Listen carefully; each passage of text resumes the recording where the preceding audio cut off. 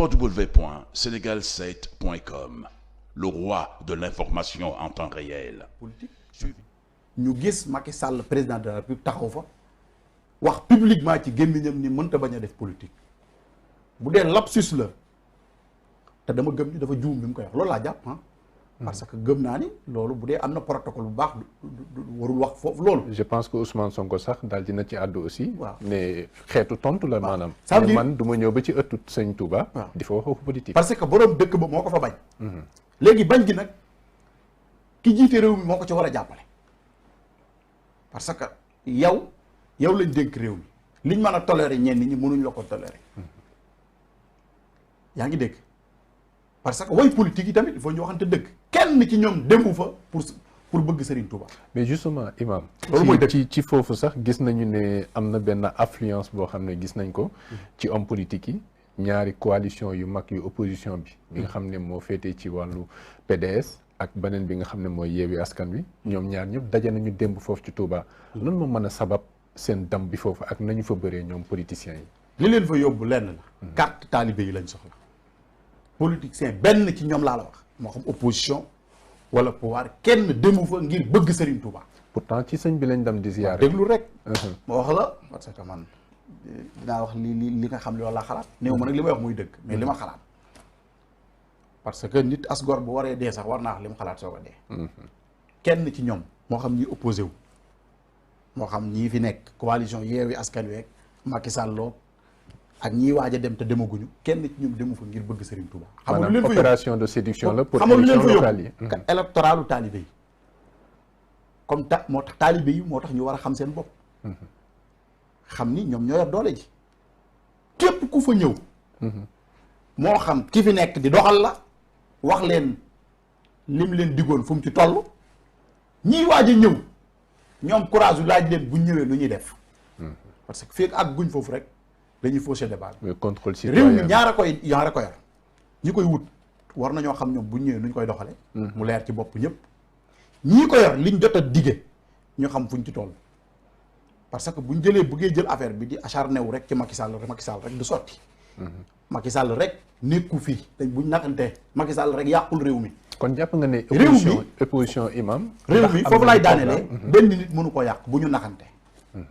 réew mi Ablaye Wade bi mu fi nekk dañoo Ablaye Wade da ko yàq Ablaye Wade di jóge fi ñu ni Abdou Diouf bi mu fi nekk ñu Abdou Diouf a ko yàq benn nit mënta yàqum réew. da nga jàpp ne opposition am na ci wàll. bu wér parce que ñii di opposé wu ñu ci bari ñu ngi woon ci pouvoir bi Ablaye Wade ak waa këram ñoo fi nekkoon ci pouvoir bi réew mi li yàqu mën nga cee génne loxo Ablaye Wade kooku boo ko defee mooy manduwoo parce que jàngkat tubaab yi malheureusement ñoo occupé médias yi te ñimewuñoo wax dëgg te duñ noppi.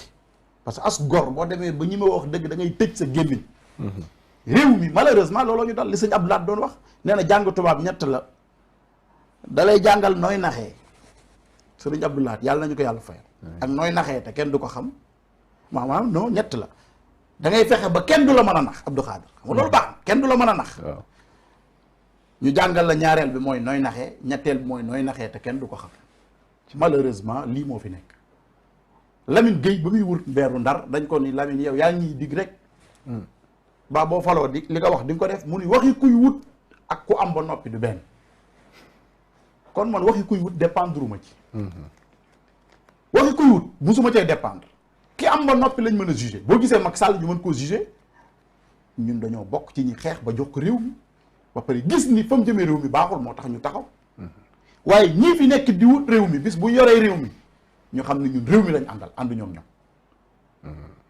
ñun xajuñu ci benn parti na leer xajuñu ci benn mouvement mën nañoo gis nag ab injustice ñu bugg koo teg nit mu jaral ñu lu ne parce que Cheikh Ahmad Bamba nee naa la injustice la doon xeex bañ exilé ko kon képp ku gis injustice foo ko gis danga ko war a dénoncer lu mel ne kaawu Bougane boobu xam nga Bougane tey ñu ngi ko bëgg a jaay doole bëgg a tëj teleem ñu gis ci lance opposition bi foofu. waaye loolu explication yi nga xam ne administration fiscale andi na ko mais nuñ mën a def ban jàngat lañ mën a def ci loolu képp koo xam ni yaa ngi ci réew mi te démocratie ñor la ngay ab citoyen waroo seetaan ñuy jaay nit doole ak fu mu mën a féete donte ate la man loolu laa gëm. kon jaay doole nga ko jàppee. jaay doole la Bougane boobu. jaay doole la Bougane ñëpp xam nañ ni day déranger.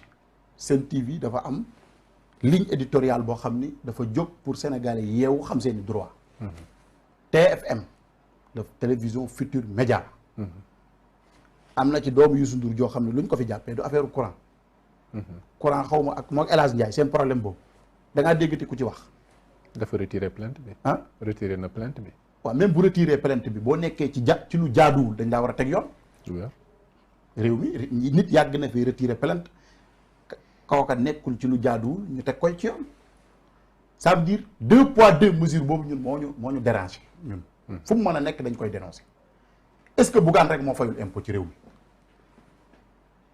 loolu mooy question bi est-ce que Bougane kese moo fayul impôt télé yi nga xam ni dañoo am position boo xam ni dafa ànd ak nguur gi ñu ngi fi fayu ñu impôt te kenn tëju leen loolu képp kuy jullit laa wax di gor di nga ko dénoncé parce que ñun nekkuñu fi di opposition bi nag bu fekkee ni ñoom dañoo jàpp ni dañuy seetaan Bougane ñu rendi ko après ñoom ñu des fi mooy xamuñu li xew. mais est-ce que du lu mu ñàkk ànd bi nga xam ne am na ci biir coalition Yewwi Askan Wi. est-ce que nekkul benn dent contre moom. mais Bougane moom boppam fu ko neex lay bokk. est-ce que bokk ci Yewwi Askan Wi. mais mbirum politique la aussi mais ma daaneel foofu tamit. parce que Yewwi Askan Wi ñoo moom réew mi. wala Yewwi Askan Wi ñoom ñooy ñan Yewwi Askan Wi ab coalition la. Bougane am na droit teg coalition. est-ce que ku bokkul ci Yewwi Askan Wi rek baaxoo. loolu moom ñun dépassé nañ foofu man analyse yi mu njëkk a def neewoon naa Bougane dafa waroon rester ci coalition bi moo gën ci moom. parce que li tax tey ñu bëgg ko néewal doole mooy dafa. waaye ñàkk a bokk ci Yewwi Askan Wi warul tere ñu bàyyi ko mu am courage teg coalition bu ko neex ci démocratie lañ nekk. démocratie kenn moomu ko te ñun du ñu fàtte démb biñ fiy bëgg a jàpp Ousmane Sonko fii ci réew mi Bougane dafa bokkoon ci ñi taxaw man mosumaa gis Bougane ci télé bi laa koy gis te intéressé wu ma barke Cheikhou Tidiane. te bëgguma ko gis parce que man foofu lu ma wax day leer. Bougane dafa bokkoon ci ñi taxaw ci combat bi. kon tey bu ñu ko bëggee teg injustice képp kuy as gor di jullit da ngaa war a jug taxaw jàppale ko soutenir ko moralement parce que dañ ko bëgg a jaay doole te réew mi buñ paree ci Bougane ku yàpp ni ci dañuy yem ci Bougane xamoo li xew buñ paree ci Bougane dinañ ñëw ci man buñ paree ci man dinañ ñëw ci yow loolu moo tax injustice fu ko nit gis da nga ko war a dénoncer. mais au-delà de tout imam est-ce que mbirum fay impôt ak lépp li ci aju est-ce que warul nekk benn acte patriotique pour ki nga xam ne mooy sénégalais bi mu bay ci waaram aussi. waaw loolu moo war a am. te man loolu laay encouragé mais war nañoo xool lan moo tax sénégalais yi duñ fay impôt. te sénégalais yi bu sëriñ si laajee addiyee ñu dem jox leen ko. loolu fii ak nanguwuñ ko analyser rek dañuy fausser débat. est-ce que duñu réorienter politique impôt bi. loolu mooy li ma la wax mooy réew mi nit ñi gisuñu seen bopp ci république bi. république buñ fexee ba mu am ñëpp gis ci seen bopp ko laaj impôt mu fay ko. parce que da ciy gis bopp tubaab bi boo leen laajee impôt ñu fay ko. mais man tey jii di ab ndonga daara gëm ni daara laa jàng daara moom a tabax daara laay défendre te daara laa yor nii. man dañ maa beddi boole wuñ ma ci république bi ku ma bëgg a fayloo impôt damay lànk parce que gisuma sama bopp ci république bi nañ fexe république bi ñëpp gis ci seen bopp nit ñi fay impôt lii mooy wax ji mu des nag dañoo ñëpp war a fay impôt man loolu laa gëm waaye li tax fayuñu ko yii la. mooy république bi dafa am ñu ko téye nii. benn minorité bu ko jàpp otage boolewuñ ci ñenn ñi. te république bi lu wax un but un peuple un but une foi buñ fexee ba loolu ñu wax noonu slogan boobu ñu koy dund ci xol yi ñëpp di fay impôt li tax Sénégal yi nangu ñëw fay impôt mooy gisuñu seen bopp ci ni réew mi di doxee lii mooy dëgg. d'accord mu des nag. bu doon réew mi ku fayul impôt ñu tëj sa télé TFM la ñuy njëkk a tëj buñ naxante. ah imam foofu man maa ko wax. foofu nañ waaye TFM yow mën nga ne TFM ñu nga fay seen impôt yëpp. leeruma de. leeruma de. man damaa gëm ni fayuñu seen impôt yëpp. amul benn réew mi fii ku fi nekk kuy matal di fay say impôt amul. ñàkk a fay impôt waru tax ñu tëj ab télé boo xam ne ay sénégalais dañ ciy liggéey. télé bi Bougane moo ko moom waaye télé askan wi la. ay nit ñooy xëy ay boroomi ay parents di ci xëy di yaakaar pour fayal seeni doom ñu jàng. bu ñett yow nga ni état nga. li nga war a def mooy protéger ko waaye waroo ko jaay doole. lu wér ndax gis nañu pourquoi Bougane kese man loolu moo ma dérangé bu doon dañ ko jox TFM jox ko 2STV jox ko Walfadjri bu Bougane nee du fay ñu ne ko bul ñu fontoo moomu réew mi fayal mais pourquoi Bougane kese loolu moo dérangé képp kuy gor di jullit.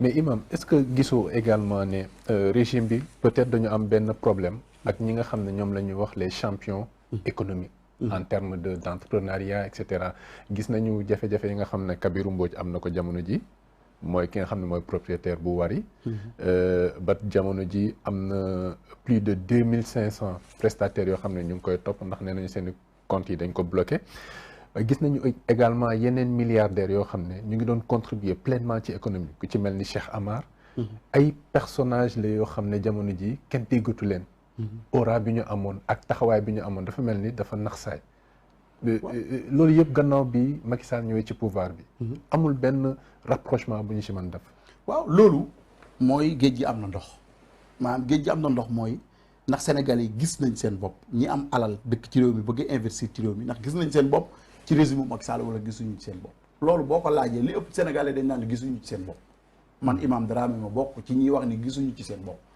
réew mi li ñu seetlu mooy tubaab yi la ñu gën a favoriser di leen jox ay marché loolu mooy dëgg ñoo moom réew mi daanaka ñoo moom réew mi te loolu genre colonisation la esclavage la moo taxoon Serigne Touba di xeex moo taxoon Seydil Hadji Malick di xeex te ñun ñi looloo tax ñuy xeex parce que réew mi ñun ñoo ko bokk ñoo ko moom tubaab yi moomuñu ko tonte kenn waxul ñu génne tubaab yi man gëmu ay anti français man bokkuma ci ñu gëm loolu adduna bi léegi dafa changé the world in your hand loolu la anglais yi wax al alamu bayna yadayka li ñu tuddee mondialisation kenn mënatu ko daw tey partenariat gagnant gagnant loolu kenn bañu ko mais jël alalu réew mi ak marché yi jox ko français yi loolu ku yaakaar ni day jur jàmm xamoo li xew d'accord parce que français yi ñoom bis buñ gisee jàmm ñu ngi fi buñ gisatul jàmm dañuy takk seen kaaka dem seen yoon bàyyi la ak sa peuple kon ñi yor réew mi nañu dellu siwaat xam ni seen force mooy peuple bi rien n'est trop tard pour ñu wax ak nit ñi parce que fii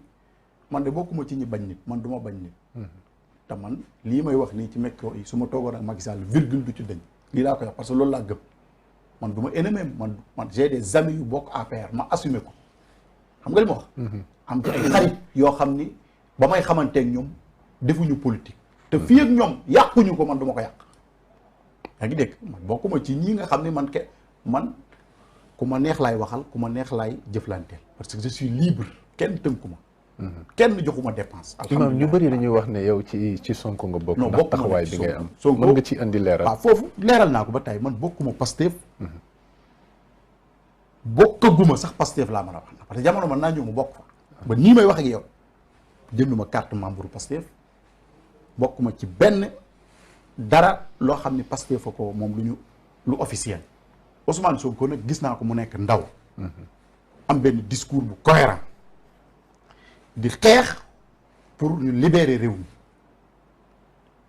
mu daxul tuuti ñu bugg ko kompaloo jàpp ko mu jug taxaw di ko défendre lii moo ñu boole du leneen lii moo ñu boole te loolu bu ñu ko tegoon Macky Sall ma jug défendre ko ndax maa ngi ni défendre Bougane te xaw ma ko parce que loolu mooy sunu responsabilité mais man bokkuma ci benn parti te xam naa bis bu ma boggee bokk ci parti damay def conférence de presse woo Sénégalais yi ñëw man leen bis ni ki tey maa ngi ci parti bi ñi may wax ak yow YouTube, Facebook, Instagram.